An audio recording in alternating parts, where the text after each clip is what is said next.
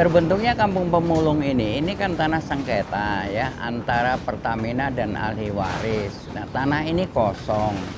Ketika itu rekan pemulung yang membutuhkan tempat akhirnya koordinasi sama penjaga atau penanggung jawab lahan ini minta izin untuk adanya tempat tinggal di sini. Maka itu diizinkan ngontrak. Itu pertamanya itu adalah Pak Roni, ya Pak Matroni pertama tinggal di sini.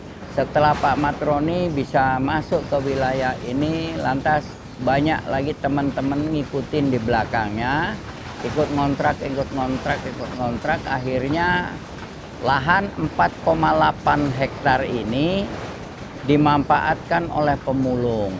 Tapi juga dia membayar kontrak sama penguasa lahan ini, yaitu dari pihak ahli waris. Alhamdulillah, nah sekarang kalau dulu itu memang full yang di bawah ini semua pemulung. Tapi sejak sekarang ini sudah ada perubahan. Karena apa? Sebagian besar pemulung ini ada yang sudah alih profesi sebagai tukang ojek, Grab, juga ada yang pedagang asongan, pedagang makanan keliling, nah gitu. Alhamdulillah, karena saya juga beringin bisa alih profesi, jangan dari pemulung-pemulung terus. Alhamdulillah ya, kehidupan masyarakat di Kampung Pemulung ini memang Kampung Pemulung tahu sendiri adik-adik ini di sini memang tempatnya kumuh, ya kan. Tapi alhamdulillah kekumuhan tempat ini tidak dibarengin dengan kekumuhan jiwanya. Nah, karena masyarakatnya mudah diatur, mudah diajak bermasyarakat, sosialisasi tentang kebersihan, sosialisasi tentang kesehatan. Alhamdulillah itu kami tidak mengalami kendala. Terkadang penghasilan yang didapatkan itu walaupun hari ini dapat banyak mungkin, tapi penghasilannya sedikit. Kenapa? Karena di sini masih ada permainan-permainan pemulung berdasi. Apa yang disebutkan dengan pemulung berdasi itu adalah orang-orang yang kaya, yang punya uang, ya kan? Mengambil limbah-limbah impor dari luar negeri itu dibawa ke Jakarta. Bukan hanya di Jakarta, seluruh Indonesia. Nah, ini yang sangat menyedihkan. Pemerintah itu tidak bisa membatasi hal-hal demikian. Jadi yang terpijak, yang tergilas itu adalah rakyatnya sendiri, yaitu orang-orang kecil seperti pemulung ini.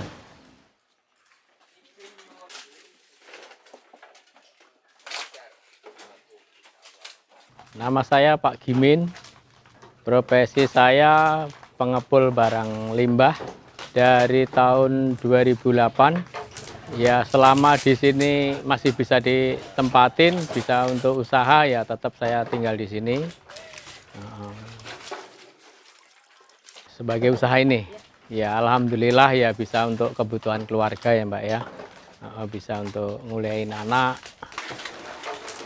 Ya alhamdulillah saya menekunin usaha ini dari 2008 sampai sekarang ya. Dalam dunia usaha itu pasti ada suka dukanya, harga naik turun. Karena memang di barang seperti ini itu pasti harga naik turun itu kita ngikutin aja gitu.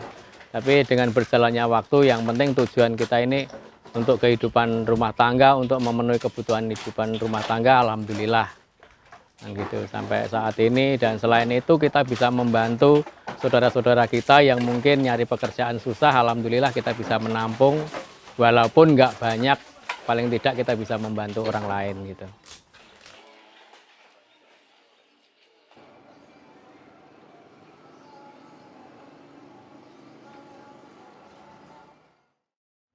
Bismillahirrahmanirrahim. Assalamualaikum warahmatullahi wabarakatuh. Alhamdulillah kalau majelis taklim ini berjalan baru 2 tahun selama ada pendidikan di lingkupan lapak ini. Tapi yang setelah saya pegang baru sekitar kurang lebih 8 bulan atau 6 bulan. Jadi kalau pendidikan ini udah 2 tahun, tapi pindah-pindah tempat. Jadi tidak pernah menempat secara utuh, tapi ini baru menetap secara utuh di tempat yang sudah diberikan oleh orang. Ya alhamdulillah Setelah ada pendidikan di sini, yang tadinya anak-anak senang bermain, banyak waktu yang terbuang, setelah ada satu keistimewaan yang tidak pernah kita duga, itu berkat mungkin pertolongan dari Allah Subhanahu wa taala dan juga orang tua kita yang memberikan support, maka kita adakan semacam ini. Akhirnya orang tua itu memberikan apa ya namanya kebanggaan tersendiri, sehingga anak-anak itu bisa untuk mengecam atau menikmati pendidikan-pendidikan agama yang di sini itu boleh katakan masih kurang sekali. Ya alhamdulillah banyak kajian di sini, terutama yaitu yang kita terutamakan adalah yang kita utamakan dalam pendidikan adalah untuk merubah sikap moral daripada akhlakul karim. Tiga, tidak akan muluk-muluk atau tinggi-tinggi dalam cita-cita kita. Cuman satu yang kita harapkan adalah akhlak itu sendiri yang harus kita rubah. Insya Allah kalau akhlak kita bagus, pengajian apapun, pendidikan apapun akan ikut bagus. Tapi kalau kita akhlaknya jelek, buruk, otomatis walaupun sepintar apapun akan ikut buruk semua.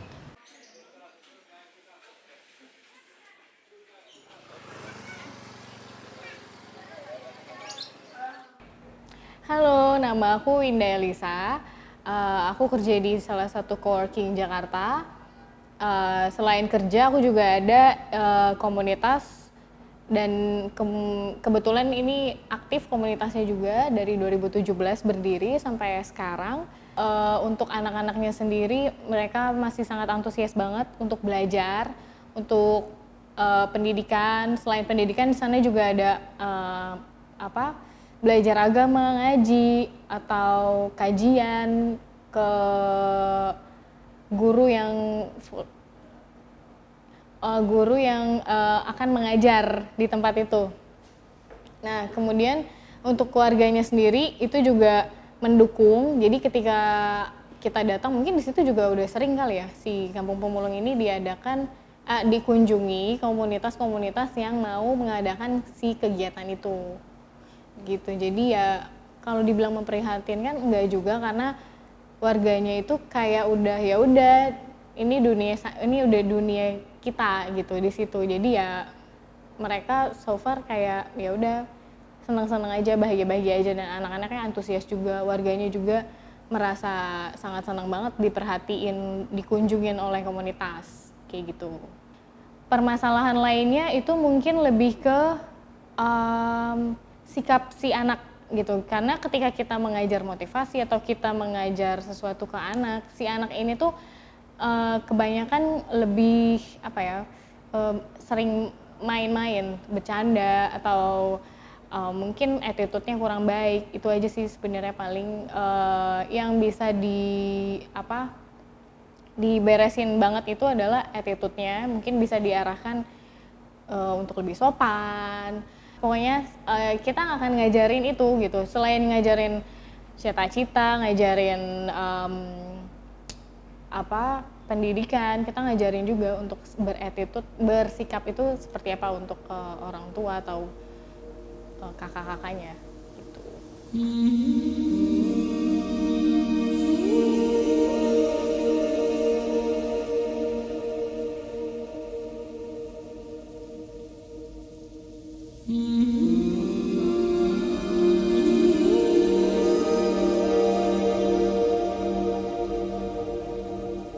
Ya harapan saya ke depannya harga bisa stabil, jadi sama-sama enak, jadi yang di bawah juga enak, kita sebagai pelaku usahanya juga enak gitu loh Mbak, karena selama ini hancurnya usaha kita ini pasti kebanyakan barang impor Mbak. Dengan adanya masuknya barang impor, pasti harga kita ini pasti dijatuhkan gitu loh.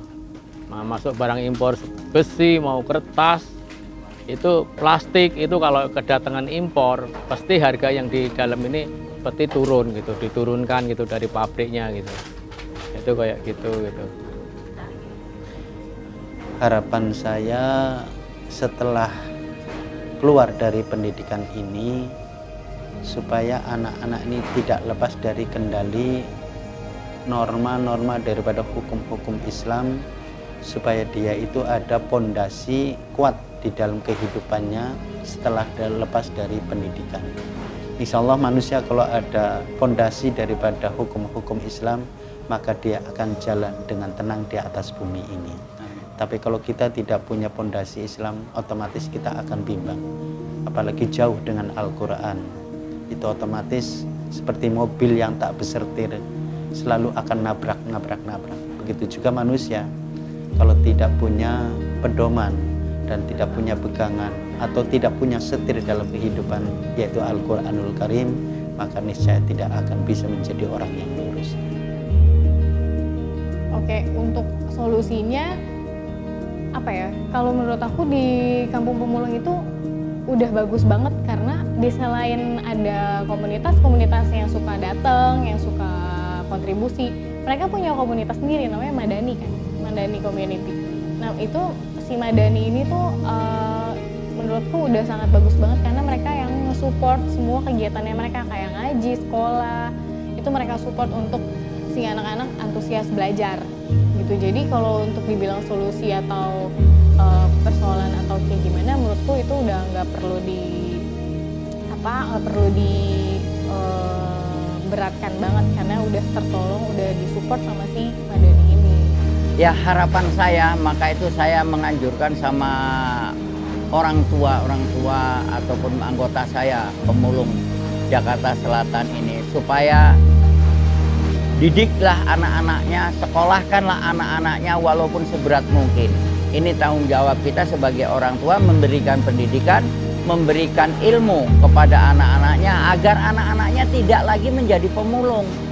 Ya, sebetulnya pemulung ini sangat membantu pemerintah.